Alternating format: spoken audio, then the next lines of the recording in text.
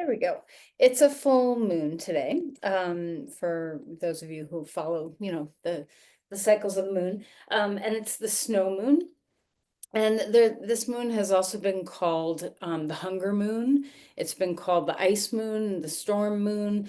It's none of them necessarily kind of lead us into a place of, oh, let's go frolic in the woods. It's more, definitely more of an internal time this time of year. And I love when we get these cold, snowy patches because it gives us a chance to retreat inward. And the meaning of the snow moon, the February moon, is trusting what's not yet visible, like what is coming. There's a lot happening in the earth that we're not seeing. There's stirring of the growth that spring will happen, but it's not here yet. So it's a matter of kind of trusting that we're not always going to be in this time. And I think it's apropos for all the things that are happening around the world to just trust that what is not yet visible will come to be, that we can't necessarily see how peace is going to happen or how our society is going to knit and heal, but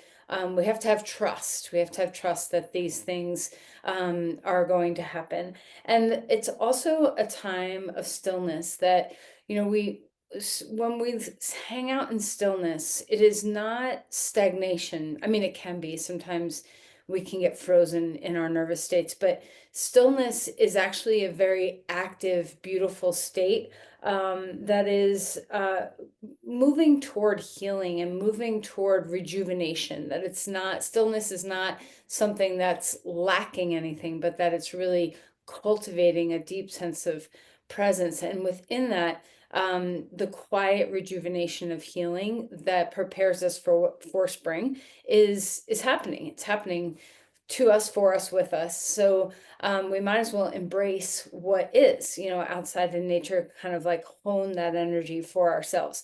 So, some of the things to do when it's a cold, snowy winter's day and a full moon at that, we can honor the lessons of winter and think about what it is that we're trying to rejuvenate within us. What has been fallow, that we're kind of giving rest to, so that we can gather strength for the changes ahead. And there's going to be much change in our future, and so the more we can be prepared in a deep sense of quiet within us, the more resource we will have to show up. So it's a good time to do meditation. It's a good time to do restorative yoga practices. It's a good time to do shadow work. It's a good time for journaling. It's a good time for a fire and a cup of tea and contemplation. So whatever rejuvenates you in stillness, try to incorporate some of those practices for yourself in your days. And then I just wanted to read, someone sent this to me this morning, mantras for this time of year. And I'll just throw some out just to see if any resonate with you that you'd like to kind of keep in your mind through your practice. The first is, I embrace resilience, knowing strength grows even in stillness. I honor the quiet season, trusting that unseen transformation is unfolding. I release what lingers, making space for clarity and renewal. I hold both patience and power, knowing my fire waits beneath the ice. I trust in cycles, knowing that what rests now will rise in time. And I allow this snow moon's light to cleanse, strengthen, and guide me forward. So as you sit for a moment and let your body, we're gonna do some restoratives today, first of all. Oh, my cat just made the hugest noise when I said that. So, so as you come into your comfortable seat, know that the practice today is going to be one about more stillness. And so let's begin with a groundedness in our beginning meditation, where we try to invite the stillness to come be our friend.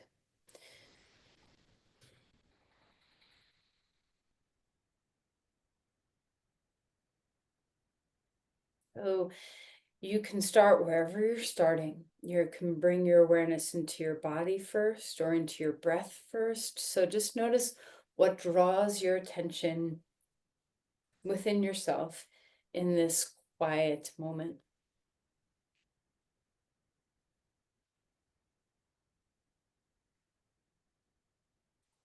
Know that a healthy, good posture for stillness is not one of slumping and, collapse, but there's a bit of activity, there's a bit of sprite within your posture, where you have an intention to stay spacious, to stay upright, to feel free.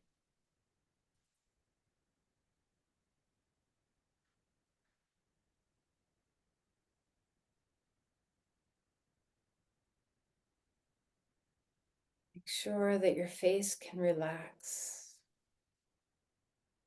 And notice if you slump anywhere along your spine. If you slump in your neck, maybe imagine a gentle lifting of your ears upward. If you slump in your chest and your shoulders, maybe imagine the heart lifting upwards. And if you tend to slump into your low back or pelvis, see what it feels like to imagine a deep supported ground to lift, a lamp upward through your body, like a street lamp that has illumination and also a sense of sturdiness.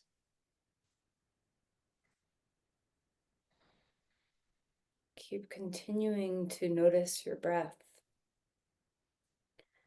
And if our goal here is rejuvenation and stillness, see if you can let the breath take its time. Really slow steadiness in your breath in and in your breath out.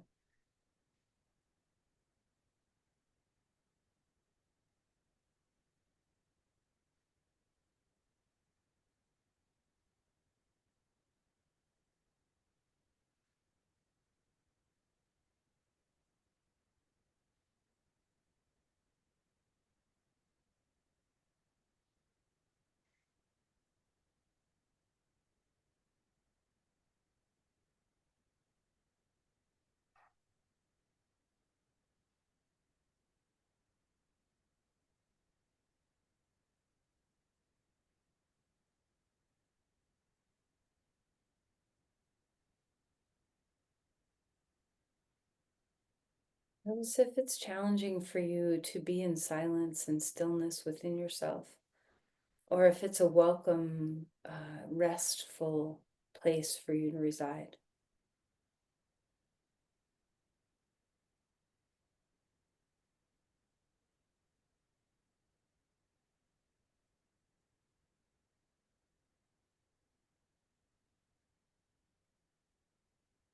You can bring your palms together at your heart. And let's just offer an intention here for this internal growth. What are you kind of honing inside yourself by the restful stillness that the day holds?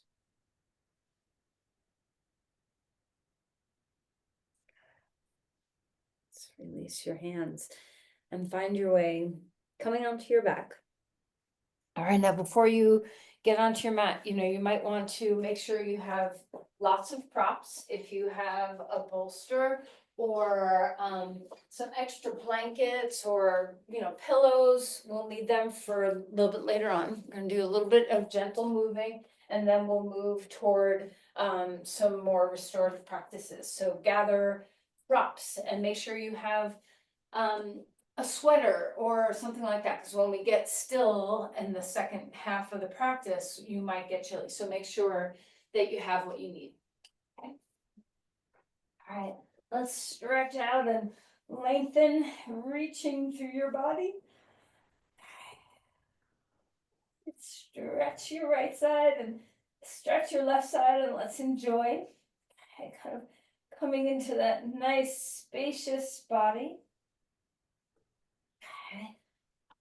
And then draw your knees into your chest and let's rock and sway a little bit.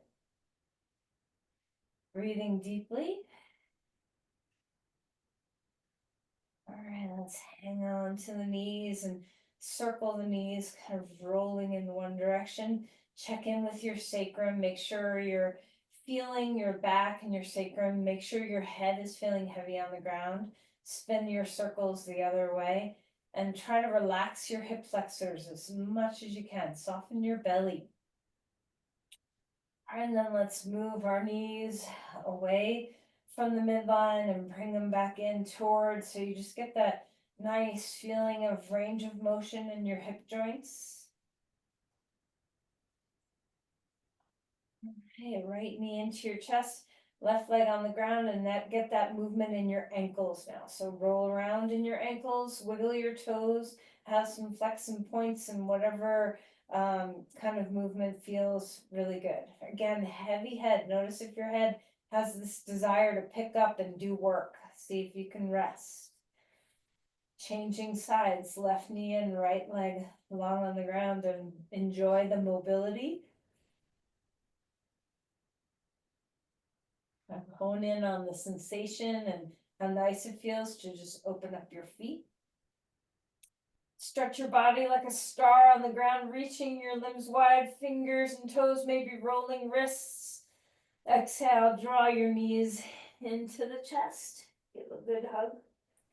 Once more, expand open, stretching big and wide. And exhale, and drawing in. And put your feet on the ground, arms out to the side, and windshield wiper your knees a little bit one side, a little bit the other side, just enjoying waking up your spine a little bit. All right, we're going to go a little deeper into this action of twisting. When you drop knees to the left, pick up your right knee and just swing it over there to the left, whatever place feels good. Be very mindful to not do too much. You want your spine to start awakening, and maybe even your chest can start awakening as you swing your knee a little bit further over, picking that foot up and going back and forth. All right, and then stretch one more time to a big star. Exhale, knees into your chest. And let's roll to our side and come up to your hands and your knees. As you come onto all fours, now it's your spine's chance to feel some mobility. So as you go back and forth with some cat-cows, let's enjoy what that feels like. Have an arching of your spine and a rounding of your spine. So nice to move your vertebrae, to move your breath. Let yourself come into your body.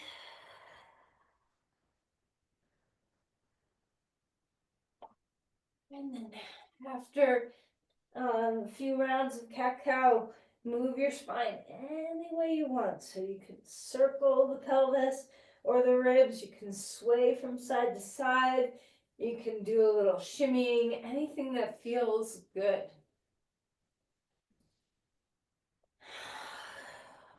All right, let's stretch back towards child's pose and walk the hands far out in front of you. And feel that sense of space in your back, open up through your spine. And let's walk the hands to one side or the other so we get this nice openness through our ribs. Breathing deeply.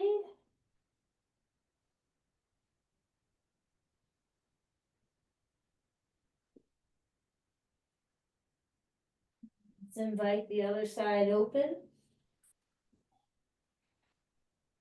Soften through your skull and relax. Melt through your head. All right, come back to center. Come up to your hands and your knees, and let's find our twist. Reaching the arm up, slide the arm underneath, twisting the spine, relaxing the skull. Feel free to adjust this to have more of a spinal twist or more of a shoulder stretch. You know, whatever you feel is needed in your body today. And then inhale, reach that arm all the way back up. Hand comes down onto the ground, switch sides. Arm lifting, drop it down. Gaze toward the floor, soften your skull.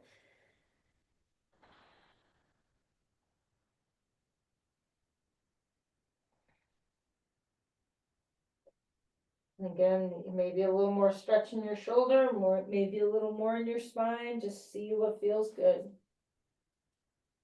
Reach that arm back up in the air, hand comes down onto the ground, and let's find our way to a dog pose. All right, so taking your time, let's pedal your feet here a little bit, dropping one heel, dropping the other, kind of getting into a little bit of movement in your body here, grounding yourself. Full breaths.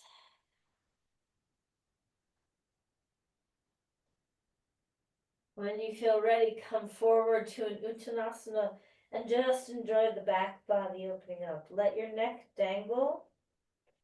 You can feel free to move your skull around, just letting your neck find ease. Inhale for a halfway lift when you're ready. Thigh bones up and back. Spread open your feet. Let your heart expand. Then exhale and melt to fold again. Grab onto your elbows so there's a little bit of traction for your ribs and your spine. Let your neck dangle. And then we'll come to a halfway lift again, expanding through the heart. Lift your thighs up and back. And then from here, drop your seat and lift to stand. Bring your arms up, maybe cactus your arms, feel the back of your body a little bit of squeezing back there. Arms up, extend, let's interlace your fingers, index fingers pointing up, other fingers wrapping around each other. Reach your ribs up and stretch back like a little bit of a back bend. Keep your neck neutral, ears are slightly behind your arms, but not thrown way back.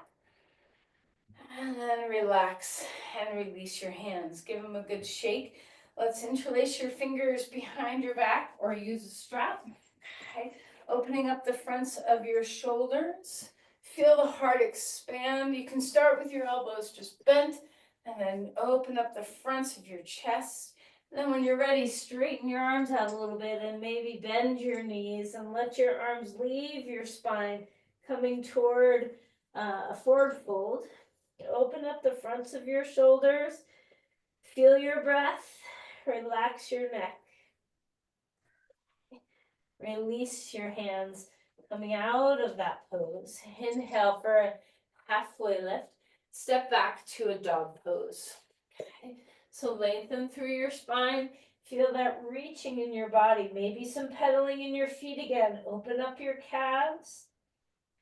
Breathing deeply. Let your femur bones rise up and draw back. Melt your skull. Come forward into a plank when you feel ready. Ground yourself, root into the earth. Shoulder blades away from the ears. Put your knees down and find the ground. Roll the shoulders back. Inhale, cobra pose. Enjoy opening up the chest, opening up the spine, the belly. Come back down. Another variation if you want, or another cobra. Find your breathing. Melt to fold. Come up onto your hands and your knees. Swirl around in your spine. And then settle back to a child's pose again. Feel your shoulders open up. Stretch those arms overhead. Melt your skull down. Find your way to a dog pose. Feel the inversion. This is a restorative pose. It's an active restorative pose, but dog pose is restorative. Let's take our feet a little wider. Notice the breath traveling. Let your rib cage have expansiveness, your diaphragm too. Long exhales. And then walk your feet forward one more time for an Uttanasana. Inhale for a halfway lift, hands on blocks. And then let's step our left foot back. Come into a lunge. Open up through your heart. Feel that expansive energy through your heart, and let's bend and straighten the front knee. And make sure you're breathing. We're moving with our breath. Touching into some places that maybe need a little openness. And then we're going to put our back knee down onto the ground, and you can bring your hands onto your leg or onto the blocks to have that open heartedness, open through your hip flexors. We're going to take a little twist here. You can do many things. You can put your forearm on your knee and twist open. You can put your hand on the ground and twist open. You can lift your back knee. Just find what feels right for you.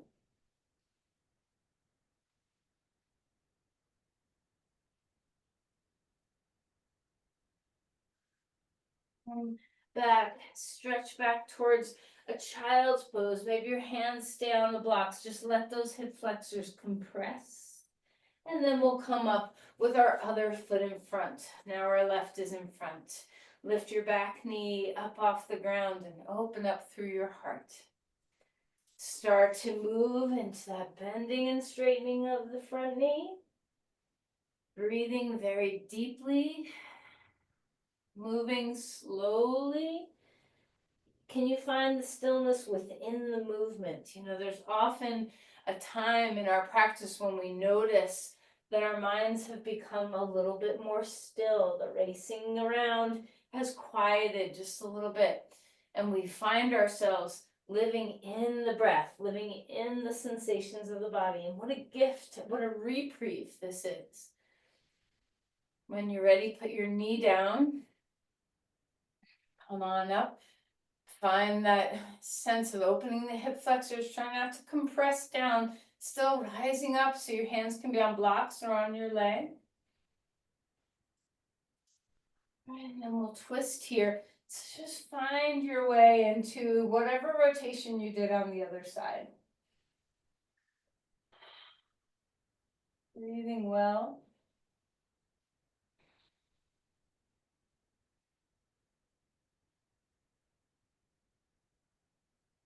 Come back to center. Come back onto your heels. And now we're going to start holding some postures a little bit more, with a little bit more time. So before, we're going to come into a pigeon pose, but let's just do this before we do that. Let's come up. Let's just open up our hips this way, just a little bit. So turn your toes out and come down into a deep squat. So you just open up those inner thigh muscles a little bit, draw the energy of your knees back, ground through the four corners of your feet, breathing deeply and well. Coming on up.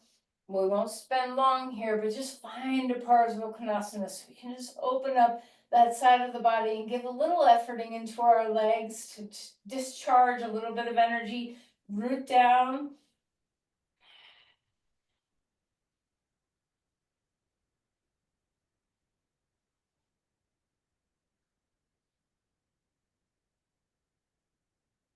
You ready? Come on up and let's do the same pose. Second side, elbow on your knee, hand on the block, hand on the ground, whatever works. Root into the feet. Notice if this side feels more or less at home in your body. You know, we all have preferences for ways that we move.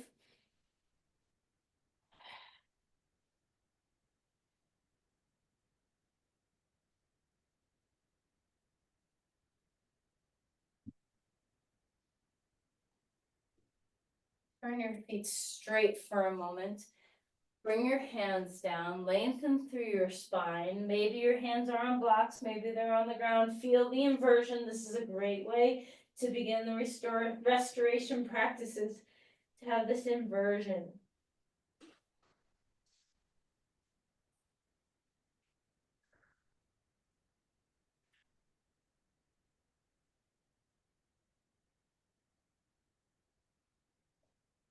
Alright, heel toe your feet in. If you wanna have one more dog pose, by all means. And then I think this is a good time to put your sweater back on. So keep your warmth, that you just cultivated in your body by moving around a little bit. Let's try to keep that warmth in, okay, as we start to go into quieter postures. So pigeon pose can sometimes be a very loud posture in our body, even though it's a very still posture. So we're going to try to cultivate the still mind and the still body. Right leg in front, you can always do a reverse pigeon instead of this. Extending through your heart, feeling that expansiveness before you come down, and then we'll move more toward the sleeping pigeon. Right, so adjust. You want your hips square.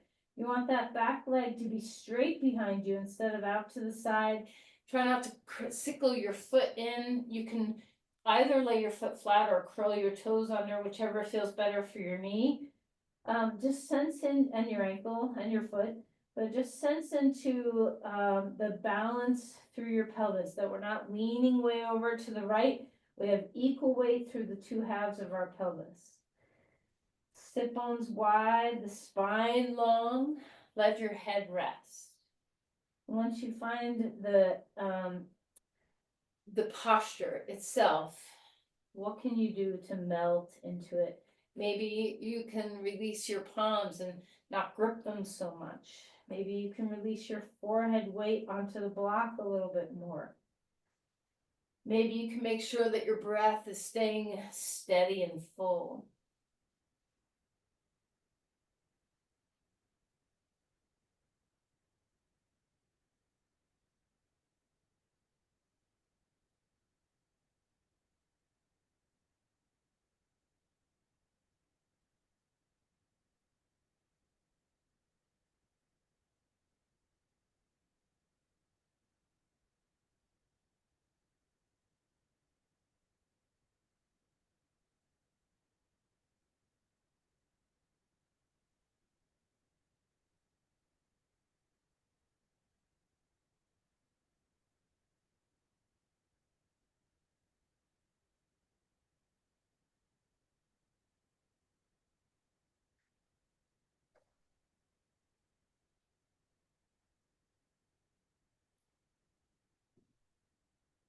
Go ahead and come up, and we'll switch legs. However you like to transition, let's move to the second side. Now when you come into the next side, it may feel very different. Your props might need to be different. So adjust anything at all. Remember that leg behind you, you want it straight back instead of kind of out on an angle. Have your kneecap on the ground flat instead of turned in or out. You can curl your toes under or lay them flat. Square hips, long spine. When you feel ready, you can start to lower yourself down.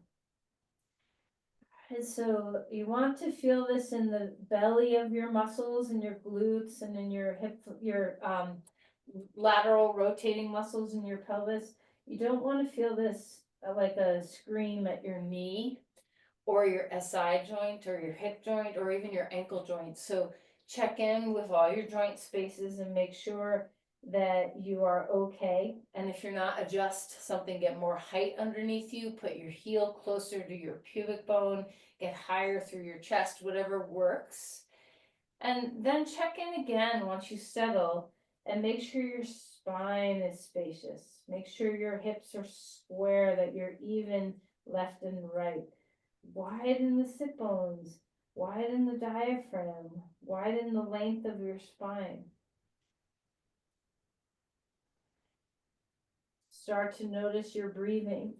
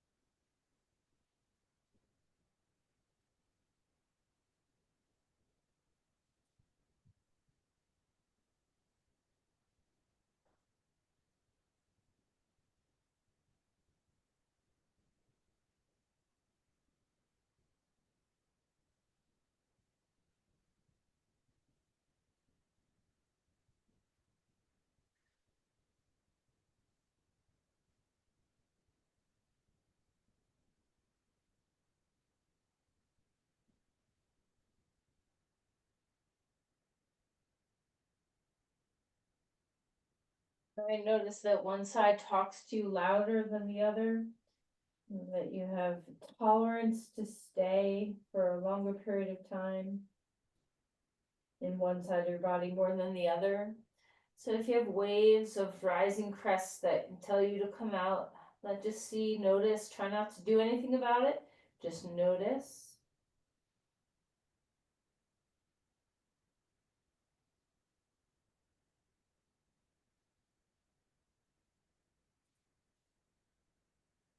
And then, well, eventually, when you feel ready, bring yourself up and out of the pose. Now notice moving slower if your body's starting to sense into a little bit more quiet, okay, the stillness.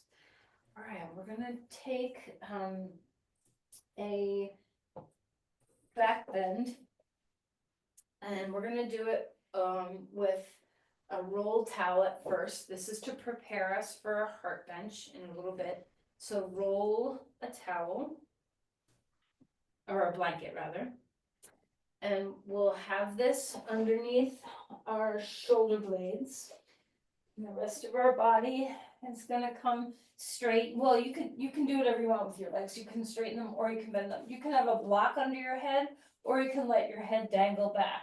You can have your arms stretched overhead or you can have your arms cactused or like the letter T, or you can even have your arms crossed over your chest or holding onto your heart. So this is just kind of to warm up for a heart bench. So let's find a good spot. You can maneuver around until you get to a sweet spot.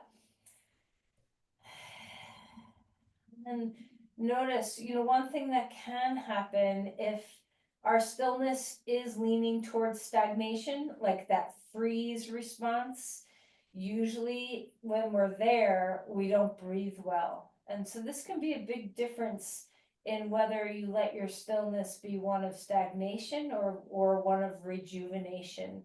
Let your body quiet, but then let your body be alive in the sense of feeling your breath and the sensations of the body. So we're not ignoring the body and freezing the body and disassociating. We're just the opposite. We're tuning in and we're coming close, befriending sensation.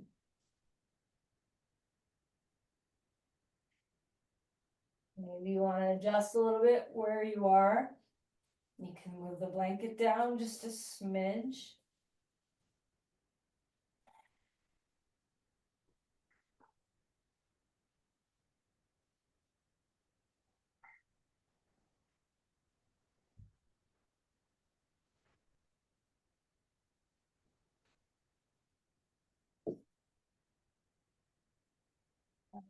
Very gently roll to your side. And curl into a little ball for a moment. Take your time in that transition. Okay. All right, now we're going to set up our props for heart bench. And we're going to start this with some straight legs, and then we're going to make some adjustments and move into Supta Baddha Konasana. So that could mean different things for different people. I'm going to start out with my blocks, one underneath my shoulder blades and one underneath my skull.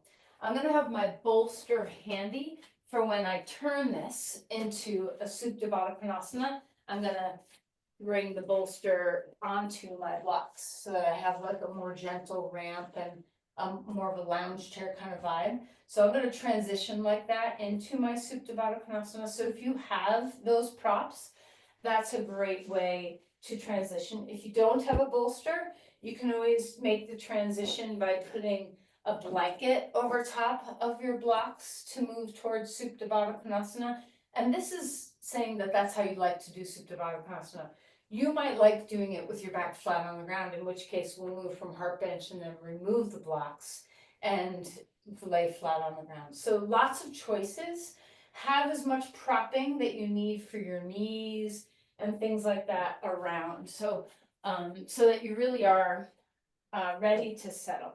Okay, so I'm going to start with one block underneath my shoulder blades and one block under my head for a heart bench. Now, if your torso is short, then having your block across your shoulder blades might feel better than elongated, like in line with your spine. So just kind of find what works for you. I know you have brought all your props out, and push them away so they're not touching you. And just let your body be at ease.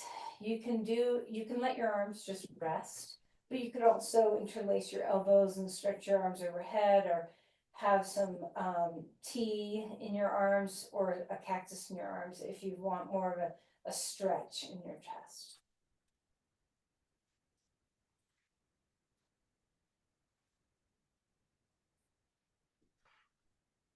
Whatever you're choosing, think toward those mantras of rejuvenation, of healing. What is it that you're asking for chronic energy wise? If you're inviting in what you need, prana, what kind of prana you need, ask for it. Think about what you need and ask for it. Breathe it in. And whatever's no longer serving, see what you can do to release.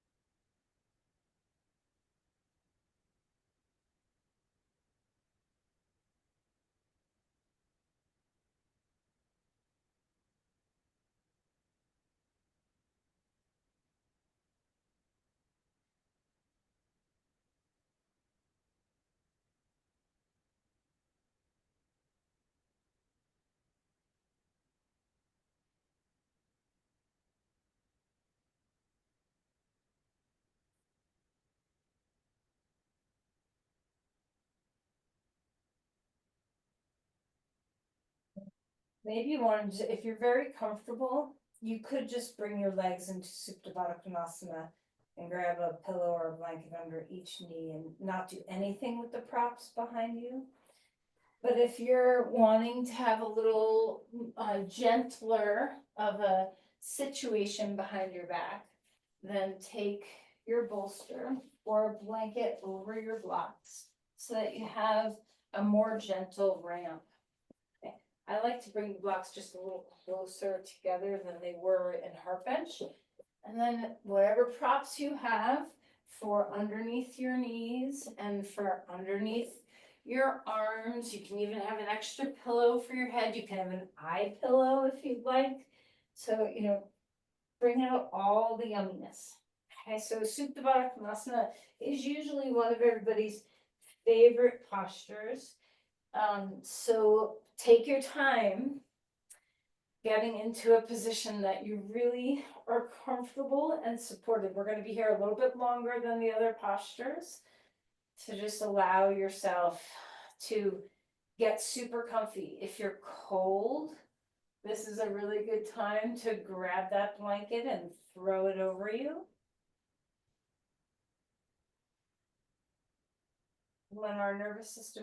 When we feel cold, we don't relax. It's just very difficult to relax when you're cold. So, grab that extra bit of warmth if you need it.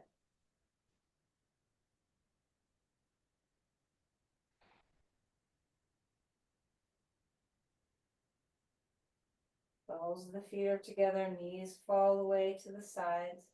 Your back is supported. Your chest and heart are open. Your throat is open. Belly is free. Pelvis is free. All these, places in our body where we tend to want to protect and guard.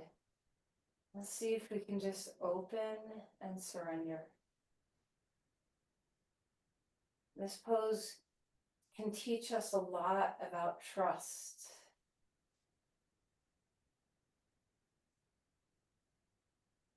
I remember this moon, this time of year, it's very much about trusting in the cycles of life.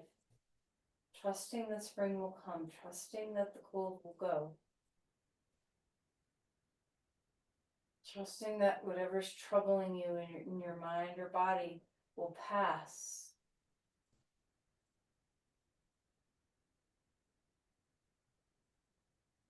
Trusting that your resilience will hold you.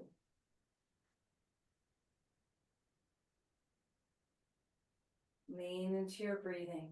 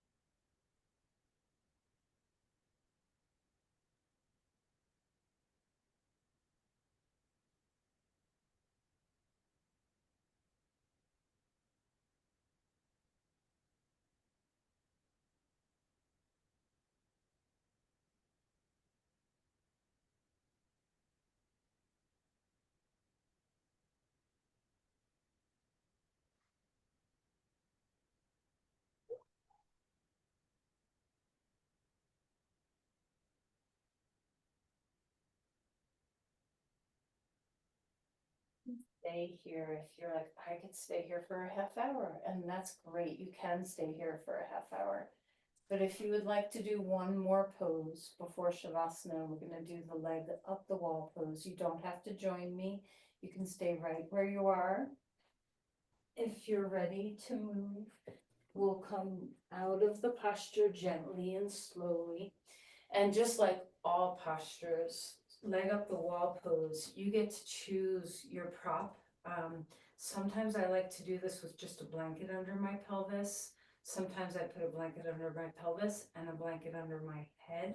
Sometimes I ramp up on a bolster.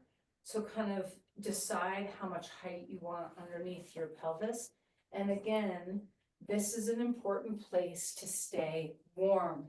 So, whatever pose you're choosing, whether you're staying in Supta Baddha Konasana or coming toward a leg up the wall pose, you want to make sure that you are warm. So the best way to get in is to put your butt on the wall and lie on your side and then just swing your legs up. Okay. So breathing deeply. Again, adjust anything that needs adjusting. This is a great posture. If you've done some skiing or snowshoeing or been on your feet in a museum or been cooking a lot or just standing a lot for your job, if you've been on your feet a lot, leg up the wall pose can be very nourishing. Again, adjust anything that needs adjusting. Find your comfort.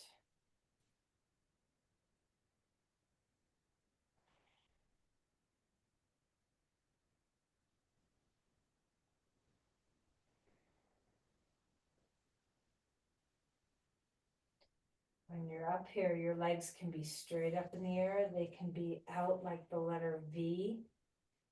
They can be soles of the feet together like Supta Baddha Konasana. You can put your feet on the wall with your knees bent. You can crisscross your legs. Okay. So just find pathways that make you feel good. Rest your head on the ground. Feel your spine spread out like water.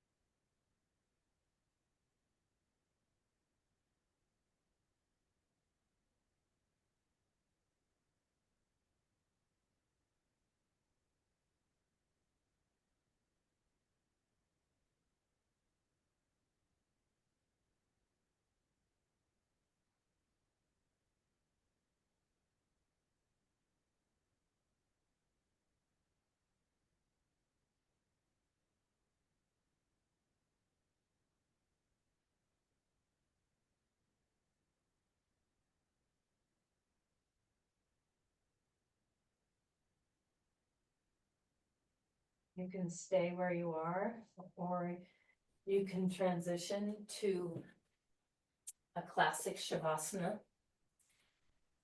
You could do a child's pose over a bolster for Shavasana if you feel like you need that turning inward.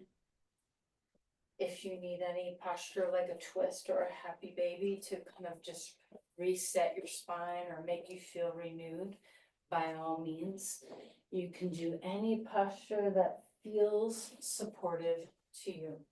Okay, so transition for the your last posture, however that is going to be, taking your time, doing anything that's needed to make you feel supported. Again, warmth. It's so important to stay warm. Blankets for Shavasana, really good idea. Make sure there's no light on you, right? Make sure that all the props that are around you, once you get into the position you're gonna rest in, make sure you're not touching things unnecessarily, decrease the input.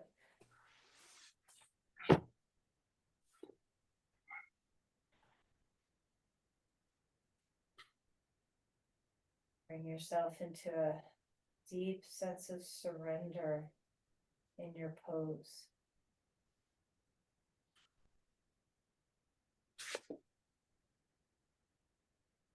Feeling that sense of softness as your body weight drops deep and low into the ground.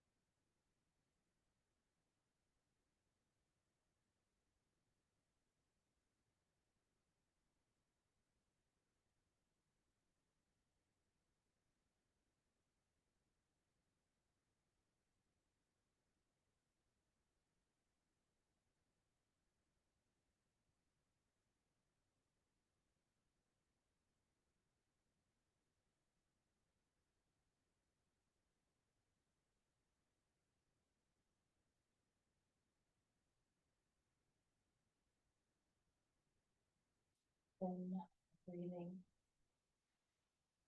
And being that the postures that we did were all fairly still, maybe you need a little bit of invitation for movement. So if you'd like to have a big stretch instead of small little stretches or anything that serves you, and take your time to transition your way out of Shavasana.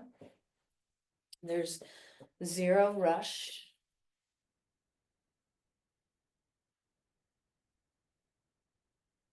And as you come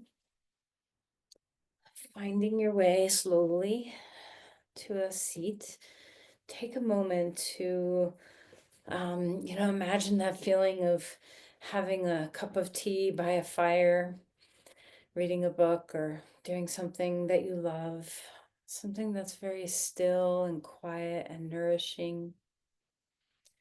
And recognizing that these stillness practices are very rejuvenating for us. Okay, so bring your breath, bring your hands together at your heart, and offer your practice inward. I know we almost always kind of send our energy outward, but for today, see if you can really absorb inward as if you were sending your energy to another person. Send it right to yourself. This is not a selfish act. This is one of restoration, rejuvenation, giving ourselves, renewing the energy we need.